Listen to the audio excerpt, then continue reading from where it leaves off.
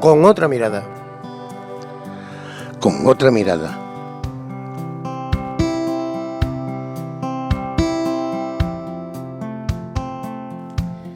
Muy buenas, bienvenidos y bienvenidas a un nuevo encuentro con Color Comunitaria, nuestro programa Con otra mirada, aquí en vuestra casa, la sede de Color Comunitaria, y nuestro programa pues se sigue en directo en la frecuencia modulada en el 107.3, en la página web de nuestra emisora colorcomunitaria.org y bueno, y en cualquiera de las redes sociales donde colgamos normalmente nuestros podcasts. También se emite en la onda local de Andalucía. Hoy ponemos el foco sobre una realidad que todos conocemos, pero que pocos se atreven a mirar de frente sin parpadear. Vamos a hablar de lo que sucede en las sombras de nuestro sistema económico, de ese gigante invisible que mueve millones mientras mantiene a personas en la penumbra. Hoy hablamos de la economía sumergida, bajo el título del escondite al escaparate. Queremos recorrer ese camino que va desde el trabajo, que no existe, en los papeles, hasta la dignidad de un empleo con derechos. Porque no nos engañemos, detrás de la etiqueta de economía informal no hay solo números o falta de facturas. Lo que hay sobre todo es la línea divisoria entre el trabajo precario y el trabajo decente. ¿Es la economía sumergida un refugio de supervivencia o es la trampa perfecta para perpetuar la explotación? ¿Cómo afecta a nuestros barrios, a nuestra sanidad, a nuestro futuro común, que una parte de la riqueza viva escondida? A lo largo de los próximos 55 minutos no queremos quedarnos en la superficie de las estadísticas frías. Queremos entender las manos que hay detrás. Por eso hoy combinamos la voz de la experiencia en nuestra entrevista con el análisis crítico y plural de nuestra tertulia. Queremos sacar adelante el debate del escondite, de los prejuicios y ponerlo en el escaparate de la conciencia colectiva. Porque para que una economía sea sana, primero tiene que ser visible y sobre todo humana. Sentados con nosotros, abrid bien los oídos, empezamos con otra mirada. Ya sin más, pues saludamos aquí a Miguel Ruiz. Buenos días, buenas tardes, según nos sintonice nuestro oyente. ¿Qué tal, Miguel? Muy buenos días, bien. Hoy estábamos casi a cuadros y al final, bueno, estamos viendo que tenemos un plantel muy interesante. Y contamos además con la colaboración por teléfono de nuestro querido amigo Manolo.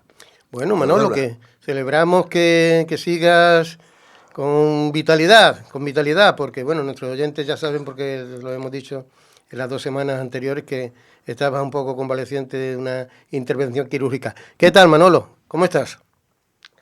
Pues muy bien.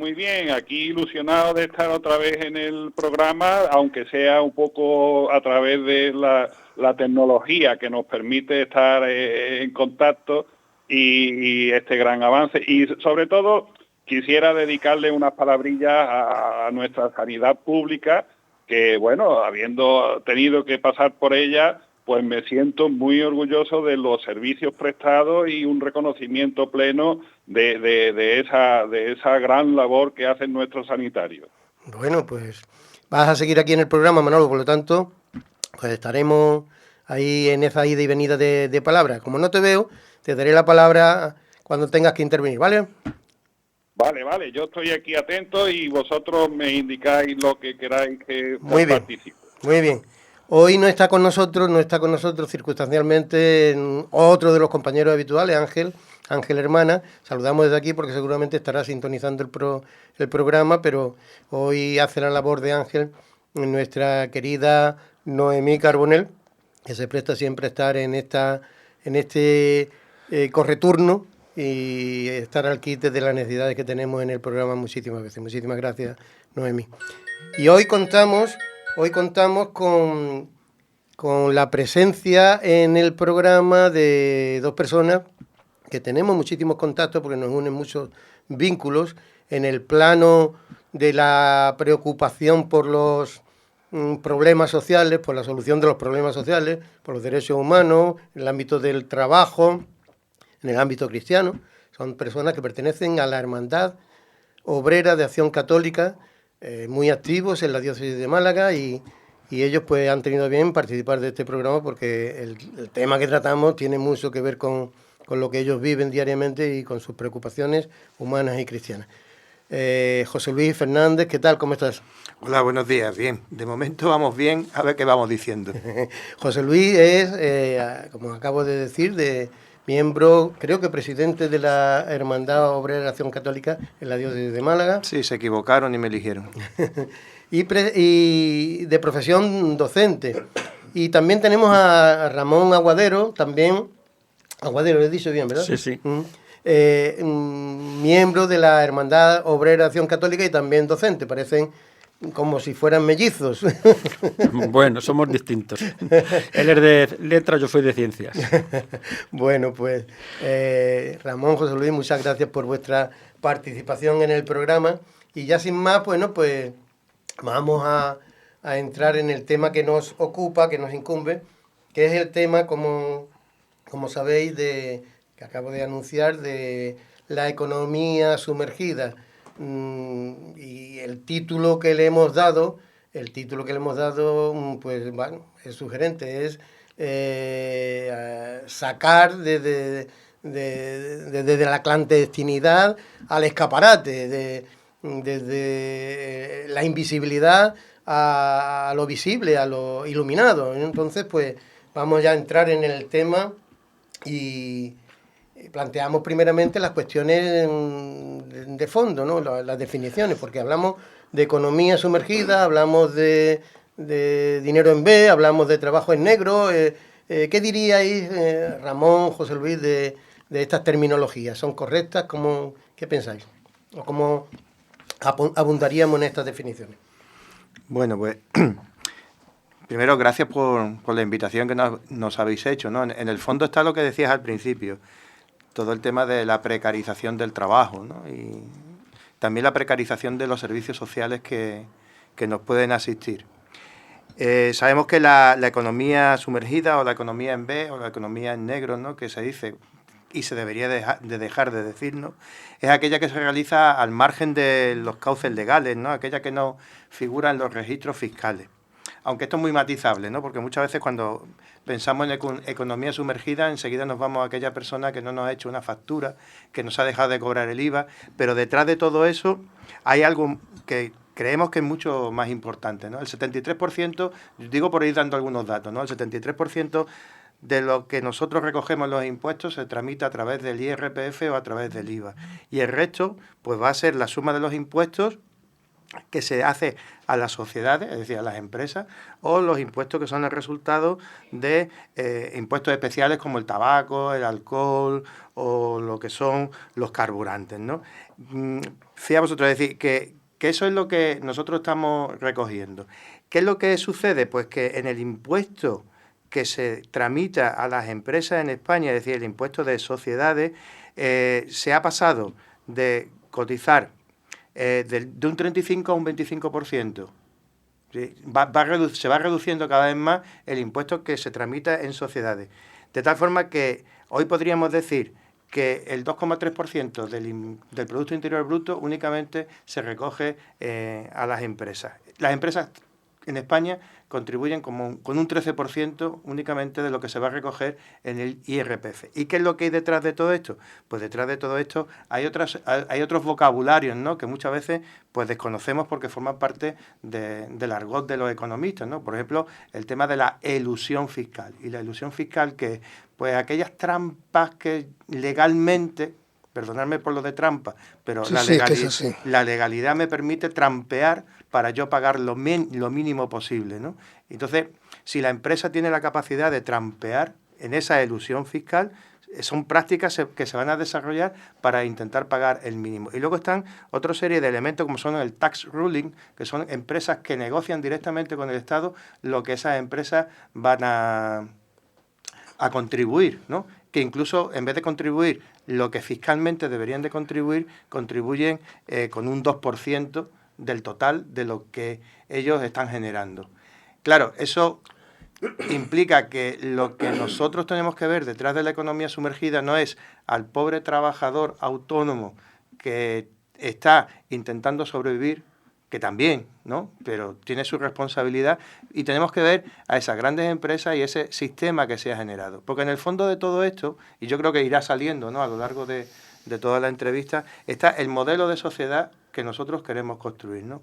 Un modelo de sociedad individualista, donde cada uno de nosotros vamos a solucionarnos nuestros propios problemas, cosa que es inviable, ¿no? Pensemos en cualquier tipo de intervención quirúrgica que a cualquiera nos pueden hacer en cualquier momento en la seguridad social, sería impagable por nuestra propia economía, o una sociedad de lo que llamamos la sociedad del bienestar. Es una sociedad del bienestar donde todos contribuimos. Es caro fiscalmente la sociedad del bienestar, no vamos a negarlo, y ahí habría que hablar hasta qué punto nos pueden obligar a pagar impuestos, hasta qué punto los impuestos son, y habría que hacer a lo mejor otro programa, ¿no?, de ese tema, pero lo que nosotros tendríamos que intentar es buscar una solución en ese sentido. Es decir, la economía sumergida es un fraude, pero hay que situarlo donde hay que situarlo, no en las personas, en las pequeñas personas, sino en los grandes sistemas que están contribuyendo a que el Estado nos recauda todo lo que se necesita para contribuir en educación, en sanidad, transporte, vivienda, etcétera, etcétera. Insisto en esto que acaba de decir en la última parte de tu intervención, fraude. Es posible que haya mucho, o es posible, no, es seguro que hay bastante de fraude en la cuestión de la economía sumergida.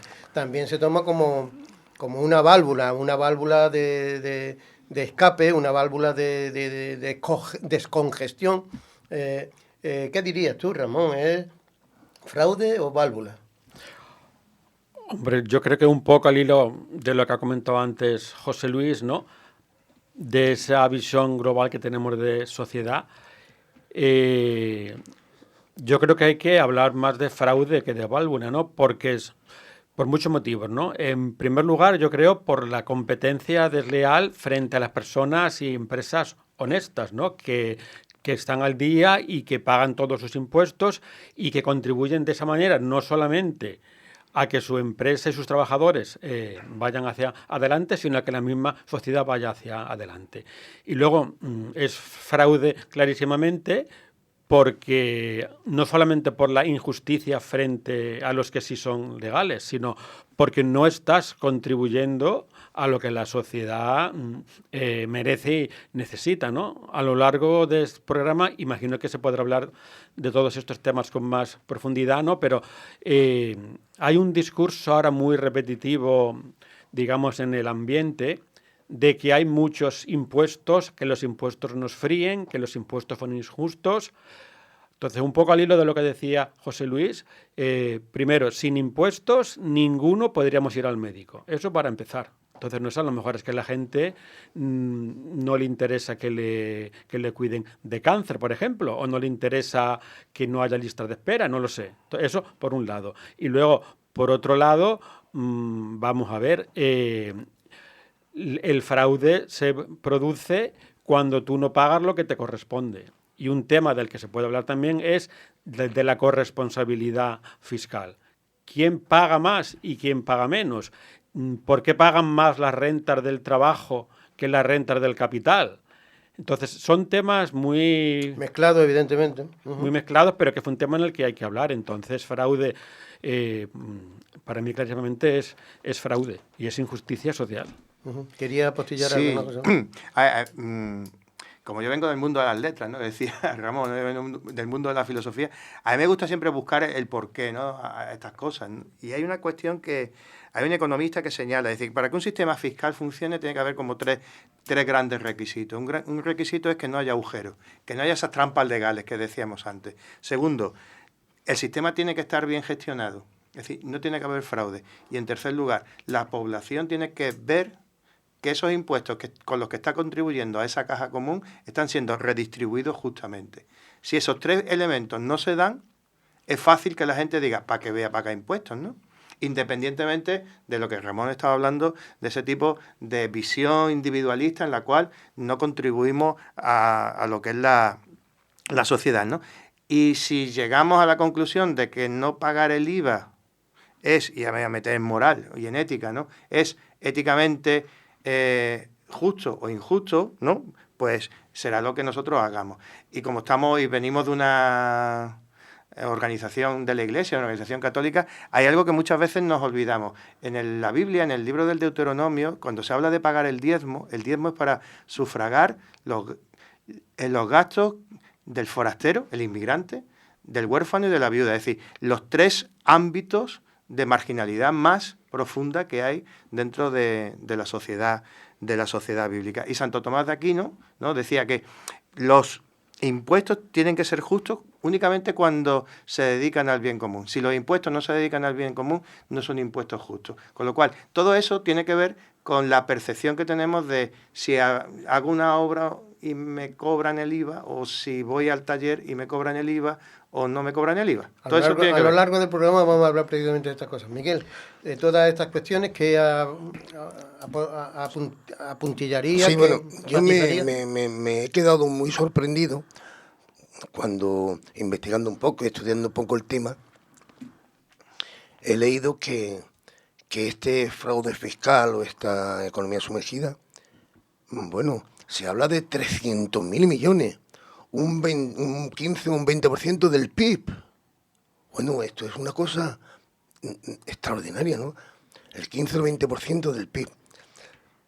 Me he quedado sorprendido de verdad. Por otro lado, cuando se habla de fraude, fiscal, hay cosas que para mí son muy difíciles de entender. Se habla siempre, o se le atribuye siempre, a los países en desarrollo. Entonces, ¿España está en ese punto? Porque aquí hay un fraude fiscal evidente, ¿no?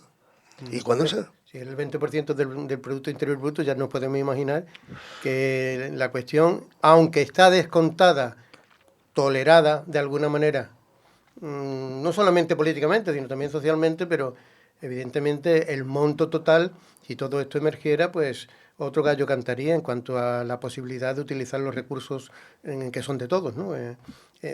También parafraseando un poco lo que es la cuestiones de la doctrina social de la Iglesia, ¿no? El destino universal de los bienes, que de alguna manera se materializa a través del pago de los impuestos que repercute en el bien común, no solamente en el bien particular, ¿no?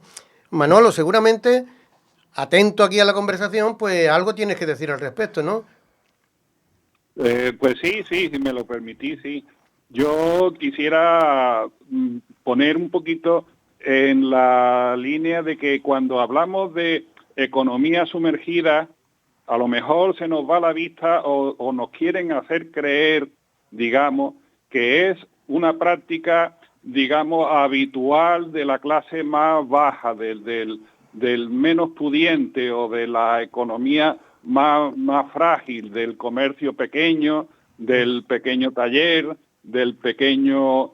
O sea, como que se criminaliza al más pobre, ¿no? Es el que incumple esa obligación fiscal, ¿no? Entonces, estamos viendo, y eso salta cada día en las noticias, que aparte las grandes empresas tienen sus mecanismos para, digamos, sortear la norma y sortear asesoramiento, ingeniería fiscal para pagar cuanto menos mejor. Sí, efectivamente, continuamos. Bueno, es que las grandes empresas que generan tantísimo beneficio, prácticamente sin personal directo, contratan, subcontratan y vuelven a subcontratar hasta que llega a ese eslabón pequeño, el más frágil, a la baja, apretándole los tornillos para que esos beneficios que ellos consiguen no lleguen a repartirse en los escalones inferiores, ¿no? Entonces, difícilmente pueden atender toda esa carga fiscal que se le pretende imponer a los pequeños, mientras que se le evita a los mayores. Bien, yo apostillaría, creo que de alguna manera algo se ha reflejado ya en lo que llevamos hablado, que es posible que esta economía sumergida, así en el corto plazo, pues sirve de alivio inmediato para algunas familias sin ingresos, para gente que está en un estado de vulnerabilidad, pero a largo plazo evidentemente descapitaliza a la sociedad, descapitaliza la sanidad, la educación, ¿no? Y obliga a subir impuestos a quienes sí cumplen. Y a veces aparece como legal lo que hacen los grandes poderosos de la economía, los pudientes de la economía, y queda al final el último eslabón, el que siempre pierde, aunque algunas veces piensa que es un alivio. Bien, seguimos. Así que os pido a los presentes y a los que están en la distancia brevedad en la respuesta, porque si no nos quedaremos en la segunda o tercera cuestión de las musas que querríamos plantear, ¿no? Claro. Bien, incentivos fiscales para la transparencia. ¿Es posible, funcionaría mejor reducir impuestos a quienes declaren actividades hoy ocultas que aumentar las multas? Es decir, para corregir esto, la cuestión punitiva o la cuestión vamos a negociar y vamos a ver qué podemos mejorar entre todos. ¿Por qué apostaríais? Bueno, yo ni por una ni por otra. Yo creo que la cuestión educativa más que la cuestión que tú has comentado, ¿no? Vamos a ver, a mí es que me parece un poco falso ese dilema entre una cosa u otra. Vamos a ver, los impuestos son necesarios en una sociedad como la nuestra, donde hemos optado y todos queremos tener una educación pública de calidad, una sanidad pública de calidad, una ley de dependencia de calidad. Los servicios sociales no caen del cielo. Eso yo creo que la gente debería darse cuenta, que si queremos tener unos servicios sociales de acuerdo a los estándares de un país que quiere una sociedad justa y equitativa, necesitamos impuestos. Entonces, los impuestos hacen falta. Hay un falso discurso, vuelvo a decir, sobre que pagamos muchos impuestos. El tema es quién paga los impuestos, y de dónde salen. Entonces, yo esto de que hay que hacer rebajas a algunos, no. Aquí lo que hay que hacer es, desde mi punto de vista, y creo que desde una perspectiva de justicia social, lo que hay que hacer es evitar el fraude, educar a la gente y también un mayor control. No sé si después vamos a hablar sobre ese tema. Lo que hacen falta son inspecciones de trabajo que controlen el tema. Dicen los últimos datos que he leído en estos días para preparar el programa, que en los próximos 2 años se van a contratar 550 inspectores de trabajo en España. ¿Qué son 550 inspectores de trabajo? Bueno, lo que hace falta es concienciarnos como sociedad, como ocurre en otros países, como en Suecia, de que es lo obvio cumplir con nuestros impuestos y que lo que nos tiene que dar absoluta vergüenza es ser defraudadores. Que es que eso parece que no lo tenemos asumido. A propósito de esto, he oído declaraciones de ciertos políticos recientes que equiparan de alguna manera la presión fiscal que sufrimos entre comillas los españoles, con la presión fiscal que sufren los países más, diríamos, más desarrollados en el aspecto de desarrollo humano, ¿no? Como podrían ser los países nórdicos. Alguien decía, este político que yo escuchaba, que soportamos una presión fiscal equivalente a la de esos países nórdicos, y sin embargo recibimos unas contraprestaciones en servicios públicos equiparables a países, no sé si expresaba tercermundistas o en vía de desarrollo. Yo evidentemente no estoy de acuerdo con esa afirmación, pero la dejo ahí un poco porque evidentemente tendrían que ser correlativas, ¿no? La presión fiscal que sufrimos, insisto, en el entrecomillado, ¿no? Porque al fin y al cabo es algo para mi propio bien, para el bien común, ¿no? Tendría que estar en relación directa con los servicios que recibimos, ¿no? Pero fíjate el lenguaje como lo utilizamos. La presión fiscal la sufrimos. Los paraísos son fiscales. Es decir, cuando yo soy capaz de evadir un impuesto, voy a un paraíso. Y cuando yo tengo que pagar un impuesto, lo sufro, ¿no? En vez de ver justo lo contrario. Es decir, cuando contribuyo al bien común, genero un paraíso, y cuando evado los impuestos lo que estoy haciendo es sufrir, no solo a mí, sino al resto de la población. Por eso los lenguajes igual habría que cambiarlos, en el sentido de lo que estaba diciendo Ramón de la educación. De todas formas, sí que es cierto que yo creo que la administración pública tiene un reto enorme. Vamos, que yo ahí no me meto porque aquello es complicado, ¿no? Y tiene que tener la capacidad suficiente como para ser capaz de encontrar la manera de evitar que la gente no pague los impuestos. La educación es lo primero. Además, venimos 2 maestros, así que no... Y aquí hay otro maestro más, ¿no? Entonces, pues, yo creo que la educación es lo primero. Y si no hay esa base educativa, no puede funcionar. Pero claro, si no hay educación, pues tenemos que empezar con métodos más coercitivos, ¿no? Es decir, la inspección tiene que hacer su labor. Pero veníamos comentando, la inspección a cualquiera de nosotros nos ve que nos hemos equivocado en la declaración de Hacienda y nos crujen. La inspección ve que una de las grandes empresas no ha cotizado todo lo suficiente y empieza a negociar con esa grande empresa para hacer una exención fiscal y rebajar esos impuestos. No me parece justo que todo recaiga sobre las mismas personas, ¿no? Habría también alguna que otra intervención que no necesariamente fuera la vía punitiva o la vía tolerante, sino o incluso la vía pedagógica. Sería también esa vía que sería hacer incentivos precisamente a quienes cumplen bien, ¿no? Digamos, lo que en educación sería la pedagogía del premio, premiar lo bueno, como método un poco para estimular a que la gente haga lo que verdaderamente tendría que hacer. En el País Vasco precisamente están tirando por esa vía, ¿no? Están haciendo bonificaciones a empresas familiares para evitar la competitividad de las grandes empresas que los tienen ahogados y les está funcionando, ¿eh? En esa otra vía de bonificación que están aplicando. Miguel, Manolo, en ese orden, nosotros jubilados ya, creo que nuestros invitados también están ya casi en ese tramo de la vida, ¿no? ¿Son conscientes los trabajadores creéis que son conscientes los trabajadores que hacen su labor en esto que llamamos B en B o en negro, de que están hipotecando su vejez por un beneficio inmediato? Yo creo que sí, en el fondo sí, pero cuando se es joven pensamos que ese momento está muy lejos. Y entonces, bueno, pues hasta que llegue ese momento, pues ya me iré toreando las circunstancias y demás, ¿no? Después, mucho antes de lo que piensa, estamos jubilados. Y vienen los desengaños. Lo anoto.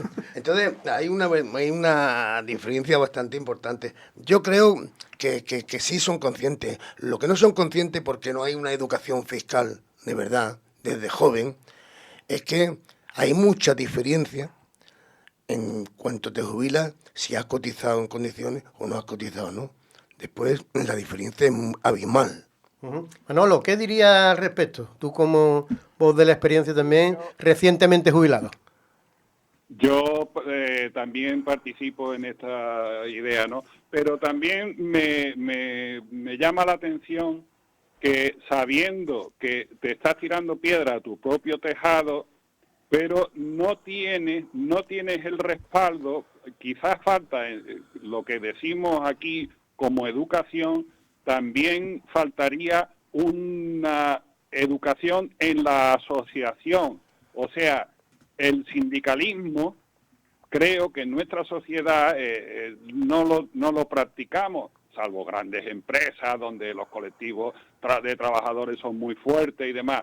Pero en el día de la calle, en el barrio, el sindicalismo, la asociación gremial, la asociación para defender los derechos de un sector está diluido. Entonces el trabajador se ve un poco solo, se ve necesitado de llevar un sueldo, que el sueldo que se está llevando hoy quizás sea el mismo que se estaba contratando hace 30 años, que no ha evolucionado, porque los sueldos no han evolucionado en 30 años prácticamente nada, mientras que el costo de la vida sigue en un ritmo infrenable.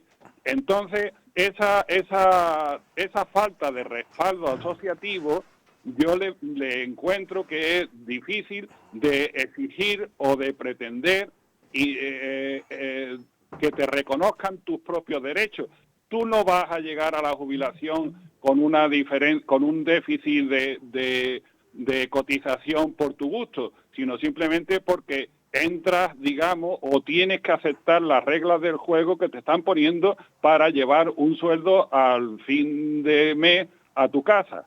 Las reglas o la falta de reglas en el juego, evidentemente. ¿Algo que decir al respecto de esta cuestión? A mí me gustaría decir un pequeño matiz, y es que tomemos conciencia, y yo creo que puede haber entre los oyentes que nos están escuchando gente con esa experiencia, es que hay mucha gente en Málaga, por ejemplo, que no puede cotizar porque no los quieren contratar o porque no los pueden contratar o porque los contratan en condiciones indignas. Yo estoy pensando en el sector de la hostelería, cuántos trabajos hay contratados a media jornada, pero que trabajan jornada completa. Entonces, eso está ahí. Pensemos en las personas que trabajan sin contrato, pensemos en las empleadas del hogar. ¿Cuántas empleadas del hogar hay contratadas en Málaga de manera legal? Entonces, es que hay mucha gente que no puede tener un contrato, que no va a poder acceder a esa pensión, a esas prestaciones, no porque no quiera, sino porque el sistema no se lo permite. Entonces, yo creo que eso es importante también darnos cuenta, ¿no? Y en esto pues quiero hablar al hilo de la regularización de las personas migrantes. Las personas migrantes que se van a regularizar en estos días, lo primero que va a significar es que esas personas van a poder acceder a lo que merecen, que es a poder tener contratos de trabajo, porque sin contratos de trabajo no hay servicios sociales de ningún tipo, que nos quede claro. Uh-huh. Evidentemente para el presente, y en esta pregunta nos referíamos precisamente para ese futuro que creemos que llegará tarde, pero llega.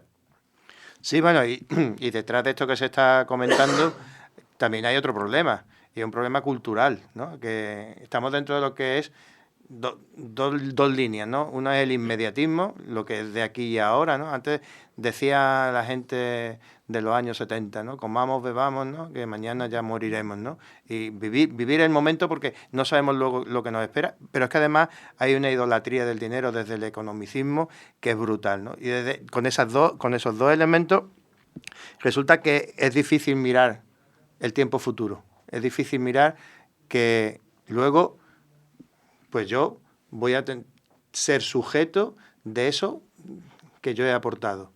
Claro, si no he tenido oportunidad de contribuir porque no me han dejado contribuir o porque me han contratado la mitad de una jornada, aunque he trabajado una jornada entera, luego voy a recibir la mitad, ¿no? Es decir, que aquí se conjugan muchos factores que no se puede decir únicamente, a ver cómo lo expreso yo, hacer la carga de la responsabilidad sobre el sujeto, ¿no? Que muchas veces es el propio sistema el que nos está llevando de la mano hacia lo que es nuestra propia condenación a la hora de recibir pues una jubilación digna en el futuro. Evidentemente hay que eximir a quien por necesidad pues tiene que trabajar y bueno, pues tiene que aceptar cualquier trabajo y no se puede permitir el lujo de decir no, mientras no reciba un contrato correspondiente a la labor que voy a hacer, un salario pactado como tiene que ser, todos los pagos y deducciones, IRPF, seguridad social, no acepto el trabajo, pues bueno, muchos deberían abocados a no poder comer. Totalmente. Evidentemente sobre él no puede recaer la cuestión, ¿no? Pero también se combina con otras cosas que esto quizás ya no solamente afecte a estas personas que pensamos que directamente están, sino que está tan arraigado en la vida cotidiana y tan tolerado socialmente, que es el factor de la picaresca, que algunas veces creemos que esto va con otro, pero no sé si vosotros tendréis, yo confieso que me he visto en algunas circunstancias de este tipo, la picaresca de entrar por el aro en cuestiones, o de entrar por el aro incluso aceptando, ¿no? Como mal menor, no sé. ¿Por qué socialmente, por ejemplo, se castiga el robo, el robo de una tienda, y se tolera, por ejemplo, no pagar el IVA por una reforma que tengan eso en casa o por una reparación del vehículo. ¿Por qué aceptamos que alguien que nos va a hacer un servicio nos diga con o sin factura? ¿Con IVA o sin IVA? ¿Por qué aceptamos que para hacer pequeños servicios en nuestra casa, pues llamamos a esa persona que no está asegurada ni la piensa asegurar porque te va a ahorrar, pues como mínimo el 21% del IVA? Si es que además no te ahorra algo más, porque como esa persona no está obligada después a declarar esos ingresos, pues puede hacer que te haga un precio especial, ¿no? Esa picaresca estamos todos tentados a diario prácticamente de incurrir en ella, ¿no? ¿Y qué podríamos hacer para hacer una transformación de esta ética o falta de ética? Yo creo que detrás de lo que tú acabas de comentar, que fue una cultura muy generalizada, ¿no? Y que todos lo estamos viendo en el día a día, como tú has comentado, para cualquier reforma en casa, por ejemplo, yo creo que detrás lo que hay de aceptar socialmente esto es que nos falta una conciencia de que los impuestos es algo de todos y que el estado de bienestar es algo común. O sea, detrás hay una perspectiva como muy individualista, ¿no? De no darnos cuenta de que, vamos a ver, es que con los impuestos estamos colaborando al bien común y estoy colaborando a que como sociedad funcionemos. Mientras que el robo en una tienda se ve como algo más directo desde una perspectiva, yo creo que muy individualista. Entonces yo creo que eso hace falta esa concepción de comunidad, ¿no? Y yo creo eso, pues que falta educación, pero que también falta lo que hemos dicho antes, falta poner mecanismos de control, más mecanismos de control. Sí, yo José Luis, ¿aportaría algo sobre esto de la picaresca? yo en esto siempre pongo el ejemplo de la papelera, ¿no? Las papeleras que tenemos en la calle, ¿de quién son?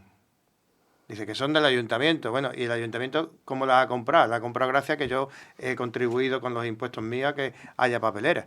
Luego me quejo, ¿no? De que no hay papeleras para que yo tire los papeles, pero luego yo no contribuyo. Es decir, esa conciencia social yo creo que es muy importante. Nosotros tenemos nosotros, mi mujer y yo, tenemos una amiga finlandesa y su padre, incluso ella, que lleva ya aquí 50 años viviendo, ¿no? en Málaga, no concebía el hecho de que no se pagaran los impuestos. Es decir, hay una carretera que marca 80 kilómetros por hora y hay que ir a 80 kilómetros por hora. Nosotros aquí eso no lo vivimos así, ¿no? Es decir, aquí yo desde ese individualismo que tengo, es decir, yo puedo tirar para adelante, yo puedo tirar sin ningún tipo de problema. Y así la papelera seguirá sin funcionar, ¿no? Es decir, hay un claro problema de educación. Y yo no estoy refiriendo a la educación que damos en los colegios solamente, sino básicamente una educación social, de que yo soy un individuo que vive en una sociedad y que yo soy individuo gracias a la sociedad en la que yo estoy viviendo. Y si la sociedad me hace que yo pueda vivir construyendo un proyecto que libremente me haga desarrollar mis propios planes, es gracias a que vivo en esa sociedad. Si no, no sería posible, ¿no? Es lo que, desde el punto de vista bioético, ¿no? Se plantea entre lo que es la tensión que se da entre el principio de justicia y el principio de individualidad, que es de lo que estamos hablando en el fondo aquí, ¿no? Y ahí es donde se está generando todo. Pero yo quiero dejar muy claro que si a mí me pillan con un fraude de más de 120.000 euros, a mí me meten en la cárcel 5 años. Y eso muchas veces no somos conscientes, que la legislación prevé esos castigos, ¿no? En cambio sí que es verdad que robar en una tienda, como es una acción inmediata, no es una acción que no se ve, pues se castiga con más punidad. Manolo, sobre este tema de la picaresca, el pago de las facturas, el mismo hecho de te emito o no te emito la factura, las pequeñas reparaciones, etcétera, ¿qué dirías?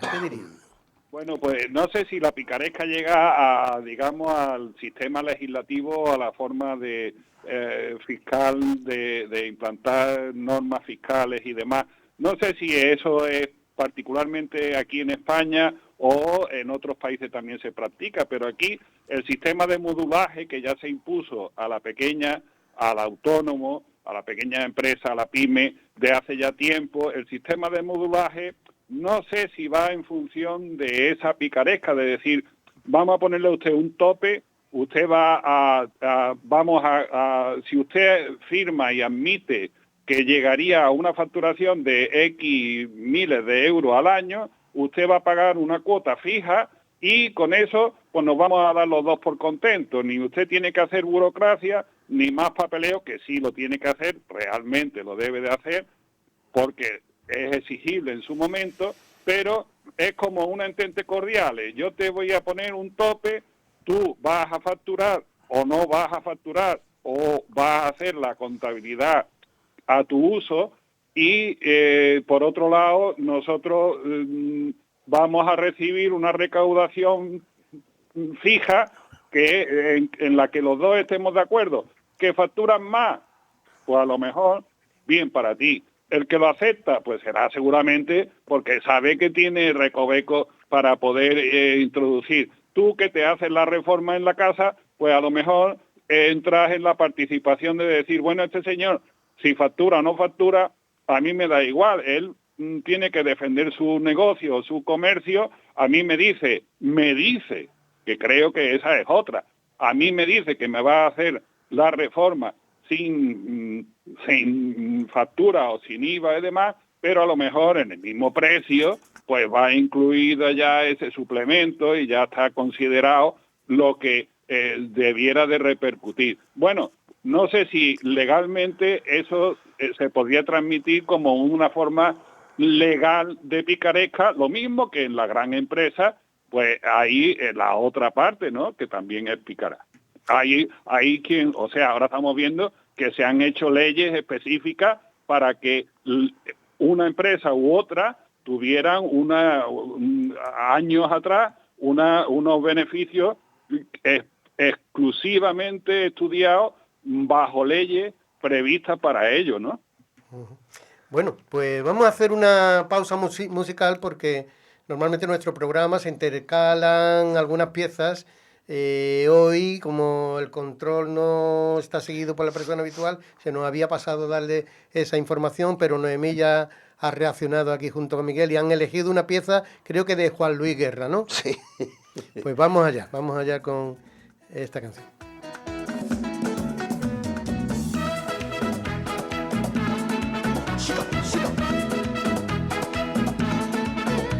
El costo de la vida sube otra vez. Eso que baja ya ni se ve. Y las habichuelas no se pueden comer. Una libra de arroz y una cuarta de café. A nadie le importa qué piensa usted. ¿Será porque aquí? No hablamos inglés. Es verdad. Es verdad. Es verdad. Do you Understand. Do you?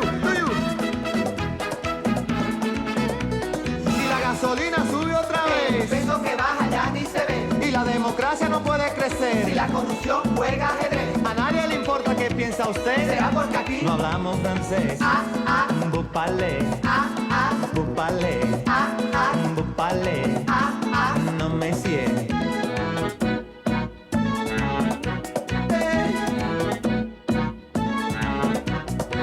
Somos un agujero en medio del mar y el cielo. 500 años después, una raza encendida, negra, blanca y taína. Pero ¿quién descubrió a quién?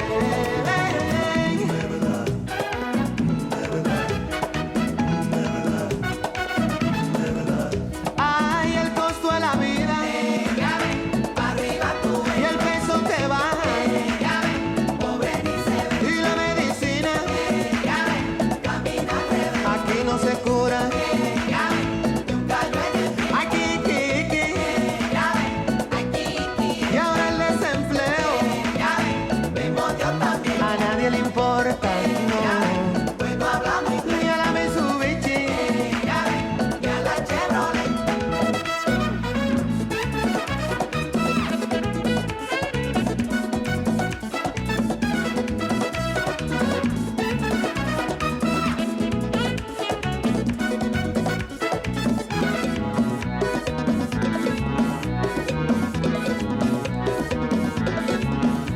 La corrupción para arriba. Bueno, así terminaba este mensaje de Juan Luis Guerra, la corrupción tira para arriba, ¿no?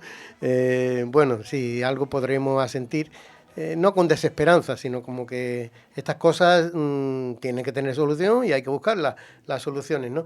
Durante un tiempo, pues ha habido esta intención de que a la vista de que no encontramos la facilidad de que alguien, alguna empresa, pues pueda contar con nuestros servicios como trabajador, pues se ha intentado incentivar, estimular, pues eso que es la cultura del emprendimiento, ¿no? La cultura del emprendimiento que ha llevado a muchos a plantearse el abrir negocios para salir adelante con sus propios esfuerzos. El emprendimiento no necesariamente tiene que ser una cuestión individual. Esta opción del individualismo ha hecho caer muchas veces en esa trampa de la economía sumergida. Mucha gente que para salir adelante, sobre todo en un negocio que comienza, pues no puede legalizar sus actividades económicas, ¿no? Yo no sé si estaríais de acuerdo con que esto es una espada de doble filo. El emprendimiento, que por una parte o por gran parte es algo bueno, ¿no? Pero por otra parte tiene sus dificultades. No sé, Ramón, ¿qué dirías? Hombre, por un lado, el emprender, como decir, pues eres capaz de poner en marcha un negocio, eres capaz de poner tus capacidades para encontrar empleo, para buscarte una forma de vivir, pues en principio suena bien, ¿no? El problema es que yo creo que como sociedad, y en eso está mucho metida la visión de escuela y de educación que tenemos, se nos está imponiendo en que las soluciones solamente pueden ser individuales e individualistas. La solución está en que tú te esfuerces, en que el que se esfuerza tiene premio, y de ahí sale pues toda esta visión de los negocios emprendedores. Yo como educador estoy completamente en contra de esa visión que hay en la escuela, asumida por la mayoría de las escuelas y de los educadores, de que el emprendimiento es la solución. No, el emprendimiento individualista lo que crea son peones para el sistema en el que estamos. Yo me planteo que ¿por qué no se promociona el emprendimiento comunitario? O sea, ¿por qué no se promociona que existen las cooperativas? ¿Por qué no se promociona la cooperación en el mundo de la empresa? ¿Por qué no se promociona la economía social? Entonces ese es el reto. Emprendamos, pero emprendamos juntos. Emprendamos comunitariamente, como hemos hecho muchas veces, que emprendimientos comunitarios podemos hablar pues, de muchos tipos. Yo me estoy acordando aquí ahora en Málaga. El tema de la vivienda, que es un problema en Málaga. En Málaga tenemos experiencias de los años 70, 80 de cooperativas de vivienda. Entonces, gracias a que nos unimos, conseguimos tener vivienda. Pues ese es un mensaje que hay que lanzar. En el mundo de la empresa, en el mundo de la economía, merece la pena emprender juntos. Y ese mensaje no se oye en ningún sitio. ¿Por qué? Uh-huh. El tema en relación con el tema que nos concierne de esto de la economía sumergida, evidentemente es mucho más propensa, más frágil un emprendimiento unipersonal que un emprendimiento colectivo, comunitario, compartido, por ejemplo, en el sistema de cooperativas o sociedades de trabajo asociado, ¿no? En fin, que son estudios que hay que hacer y seguramente la vulnerabilidad en la que cae una persona que decide emprender pero que no tiene los suficientes recursos o los suficientes apoyos como para hacerlo, la tentación de pasar a la economía sumergida está ahí bastante más latente. Pero hablando del mundo de la vulnerabilidad, son las personas vulnerables las que lo mismo sufren más las consecuencias de esta economía sumergida. Y estoy pensando ahora mismo en el colectivo enorme, antes lo ha citado Ramón, nosotros hablábamos la semana pasada en el programa de los inmigrantes, de las personas que, bueno, ahora felizmente parece que estamos en proceso de una regularización extraordinaria de 500.000 personas. Pero claro, tendrá que venir acompañada por medidas de hacer aflorar la economía, ¿no? Porque si estas personas van a tener simplemente más papeles, bueno, evidentemente, pues bueno, algo hay, ¿no? Pero si van a seguir en una economía sumergida y con la precariedad de vivienda que tú ahora también mencionabas, ¿qué diría José Luis de estas personas vulnerables en relación al tema este de la economía? Bueno, hoy me he levantado yo muy contento, porque he escuchado que el Papa León le ha tirado de la oreja a los obispos y le ha dicho que, por favor, dejad los discursos y controlar esos discursos que hay antirregularización dentro de vuestras diócesis, ¿no? Pero que yo creo que es importante, ¿no?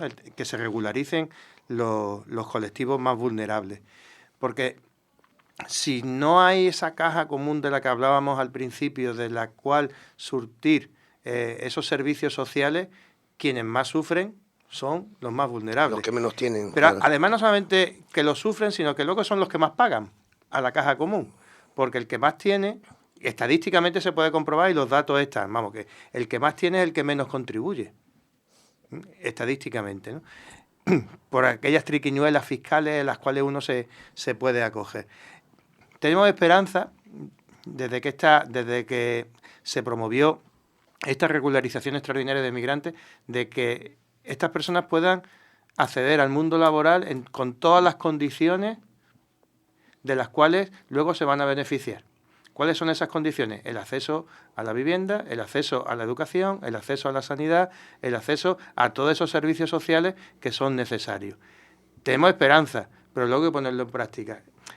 Solamente la regularización, y tú lo estabas diciendo, el hecho de tener papeles solamente no basta, sino que hace falta implementar esas acciones concretas en estas personas para que no sufran pues lo que es la marginalización dentro de la sociedad, ¿no?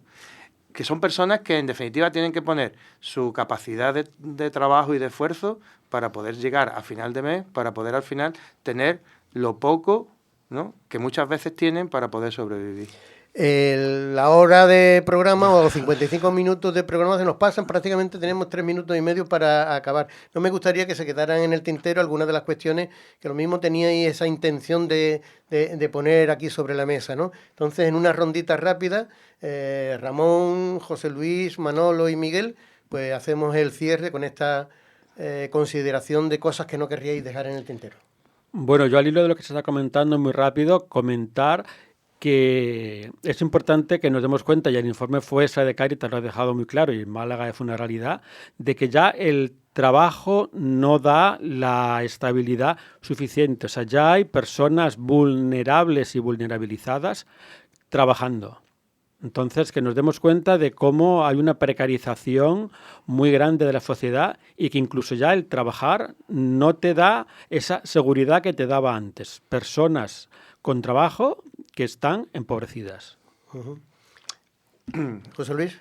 A mí me gustaría dejar claro que si nos gusta ir por carretera y que no tengan bache, tenemos que contribuir a que las carreteras estén en condiciones. Y eso o lo pagamos entre todos o esto no funciona. Yo dejaría algo que es muy importante que se ha dicho antes, ¿no? El tema de la educación.